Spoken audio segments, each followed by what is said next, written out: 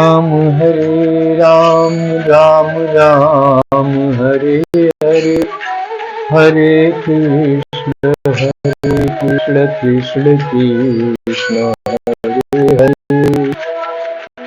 ओम परमात्मने नमः। प्यारे दोस्तों, आप सभी लोग, आज एक महत्वपूर्ण प्रश्न आता है कि हमारे जीवन का लक्ष्य क्या है।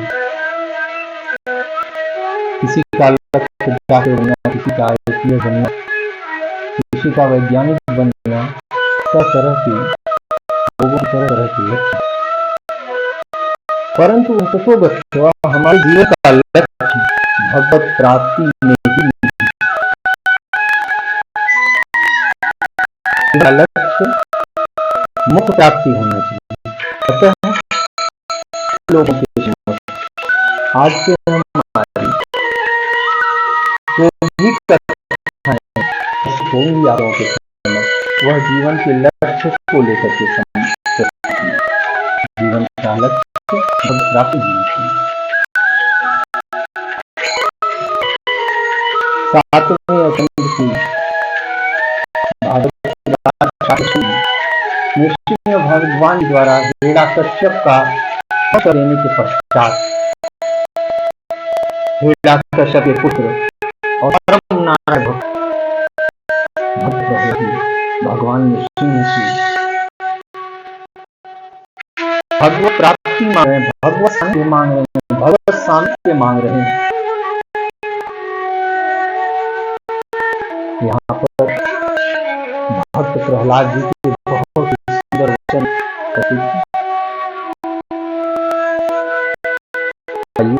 की तरफ से स्थान करते हैं। नाम विनिंदित तेति भयान जिह्वार्कनेत्र भिकुटी गभीरो घंटात् आंत्रस्त्रजः हतते सरसंकुलान् निर्हादिभीत विगिभादुरिभिन्नथाग्रात्। अर्थात हे अजित भगवान, मैं न तो आपके भयानक मुखाबिंद तथा जीभ से, यहाँ पर भक्त प्रहलाद भगवान नृसिंह को संबोधित करते हुए कहते हैं, हे अजित भगवान, मैं न तो आपके भयानक मुखाबिंद तथा जीभ से सूर्य के समान चमकीली आंखों भयभीत, मैं आपके तेज नोकीले दांतों से, रक्त रंजित गर्दन के तीरों से या बर्फे जैसे पैने कानों से नहीं, मैं आपके भीषण सिंहनाद से भयभीत हूँ, जिसमें हाथ दूर चले जाते हैं। मैं आपके नाखूनों से भयभीत हूँ, जो आपके शत्रु को मारने से निमित्त है। भगवान नृसिंह देव का भयंकर स्वरूप भक्तों के लिए निश्चय ही अत्यंत खतरनाक होता है, किंतु भक्त प्रहलाद महाराज के भयावहों से कहीं भी विचलित होने वाले नहीं। इन अन्य पशुओं के लिए अत्यंत भयावह होता है, किंतु सिंह उससे तब भी भयभीत नहीं होते। स्थल के समस्त जीवों के लिए अत्यंत भया है, लेकिन सागर में रहने वाली छोटी सी मछली उसमें भय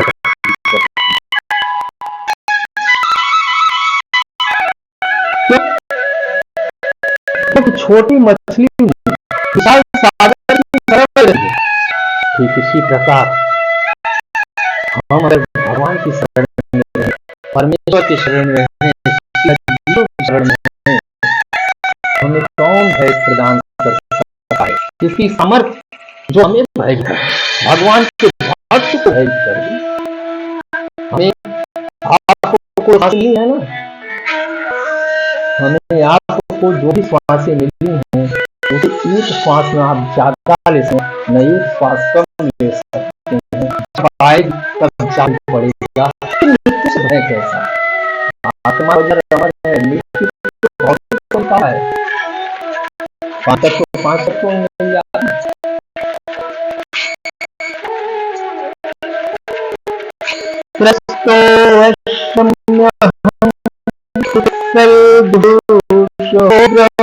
संसार चक्रपदाभिग्रस्तां प्रणीतः स्वकर्मभिरुषक्तं मुक्तेन्द्रियमूलं प्रीतोपवर्षरणं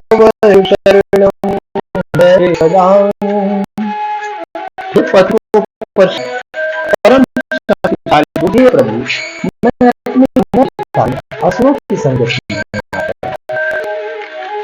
अतएव मैं इस भौतिक संसार में अपने जीवन वह क्षण तब आएगा जब आप मुझे इन चरण कमलों जो जीवन मोक्ष के परम लक्ष्य है, इस भौतिक जगत किंतु यदि किसी को असुरों अथवा नास्तिकों की संगति तो अधिक असहनीय हो जाता है। कोई यह पूछ सकता है जीव को भौतिक जगत क्यों डाल दिया जाता है? या यहाँ एक प्रश्न उठता है कि जीव जब भगवान सर्वशक्ति सूक्ष्म से लेकर विशाल काय तक हर जगह यत्र तत्र सर्वत्र ईश्वर विद्यमान है, तो फिर ईश्वर क्यों भौतिक जगत में डालते हैं? इसका बहुत प्यारा उत्तर है।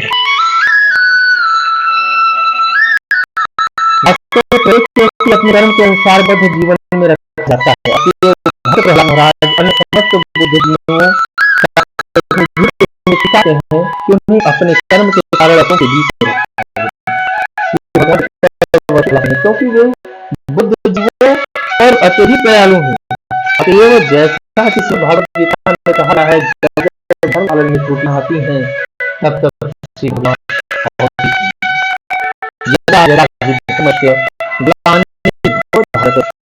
अभ्युत्थानम धर्म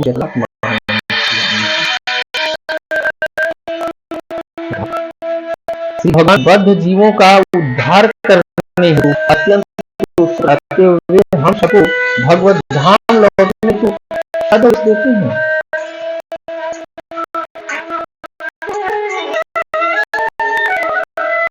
सर्वधर्मान् परित्यज्य मामेकं शरणं व्रज। इस प्रकार प्रहलाद महाराज को आशा थी कि श्री भगवान कृपा करके उन्हें दूसरे शब्दों में प्रत्येक व्यक्ति को भगवान के कमलों में शरण करके भगवद्धाम लौटने को जाना चाहिए। इसी प्रकार शेष भावामृत में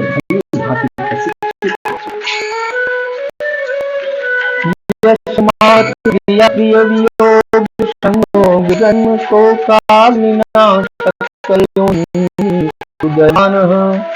दुःखौषधं कदपि दुःखं तद्धियाहं वृन्दामि वद मे तव दास्ययोगम्।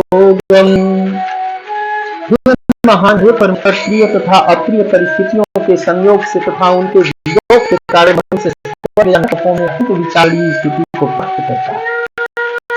मानो संसार में चल रहा हो, यद्यपि इस दुख में जीवन से बाहर निकलने के अनेक उपचार हैं, किंतु भौतिक जगत में ये उपचार स्वयं दुखों से भी अधिक कष्टकारक है। एवं मैं सोचता हूँ कि इसकी एकमात्र औषधि आप इस सेवा में संलग्न होना है। कृपया मुझे ऐसी सेवा का उपदेश। प्रहलाद श्री भगवान के चरण कमलों की सेवा में संलग्न होने की इच्छुक थे। अपनी ऐश्वर्य के पश्चात भक्त प्रहलाद महाराज को उसकी संपत्ति करना था, परंतु संपूर्ण विश्व थी, परंतु वे ऐसे भौतिक ऐश्वर्य को ग्रहण करना नहीं चाह रहे थे।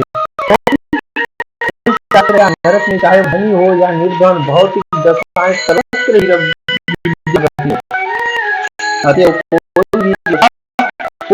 नहीं होती। यदि मनुष्य अधिक आनंद में जीवन भोगना चाहता तो उसे श्री भगवान की बिम्बई सरल को ग्रहण करनी चाहिए। श्री भगवान की सरल जीव को, जीवात्मा को स्वच्छ, शुद्ध और शांति शक्ति है।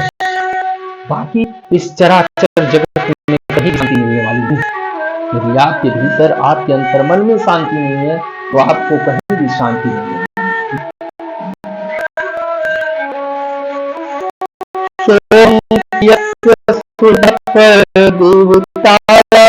लीला कथा गीता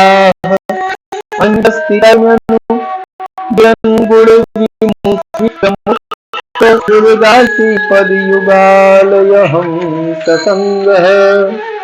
अर्थात हे भगवान नृसिंहदेव, मुक्त आत्माओं यानी हंसों, मुक्त आत्माओं की तुलना हंसों, राजहंसों से की गई है और आत्माओं की तुलना तो आप जानते हैं। इसलिए आपकी दिव्य प्रेमा भक्ति में रहकर मैं भौतिक तीन गुणों के स्पर्श से थोड़ा कल्मषहीन हो जाऊंगा और आपकी महिमाओं का करूंगा। मुझे अत्यंत प्रिय है। मैं ब्राह्मण तथा उनकी गुरु शिष्य परंपरा के पत्नों ठीक तरह से चलकर अपनी महिमाओं का, आपकी महिमाओं का अपने इस प्रकार में अज्ञान के सागर को निश्चय ही पार कर सकूंगा। इसी में भक्त के जीवन तथा कर्तव्य की जो ही पवित्र नाम तथा उनकी यश का कीर्तन करता है वह निश्चय ही मुक्ति पथ पर पहुंच जाता है। श्री भगवान के पवित्र नाम तथा क्रियाकलाप तथा कीर्तन के प्रति होने से मनुष्य को ऐसी स्थिति प्राप्त होती है जहाँ भौतिक कलमश नहीं होता। मनुष्य को गुरु शिष्य परंपरा से प्राप्त प्रामाणिक भजनों का कीर्तन करना, ये श्रीमद् भगवद गीता में कहा गया है कि शिष्य परंपरा के पालन से कीर्तन शक्तिशाली बनता है। एवं परंपरा प्राप्तम एवं राजस्व विदुः, कीर्तन की अनेक विधियां बनाने से कोई प्रभाव नहीं होगा, किंतु पूर्ववर्ती आचार्यों द्वारा छोड़े गए भजन या कथा का कीर्तन महाजन संथा अत्यंत प्रभावशाली होता है और सब लोग इसको कर सकते हैं।